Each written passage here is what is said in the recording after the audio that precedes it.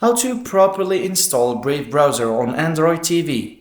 You want to install Brave browser on your Android TV the right way. Here's how to do it step by step. First, on your Android TV, go to the Play Store and search, but you won't find Brave listed. That's because it's not officially available on Android TV. So, you'll need to sideload it. On your phone or PC, download the Brave browser APK from the official Brave site or a trusted APK source.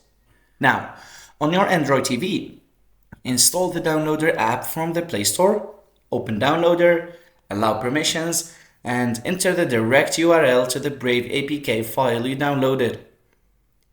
Once the download completes, install the APK by clicking on it, and if prompted, enable Install Unknown Apps for Downloader in your TV settings so you can actually do that. After installation, Brave will appear in your apps list. Use a TV remote friendly launcher or a mouse toggle to navigate the browser easily. And that's how you properly install Brave browser on your Android TV.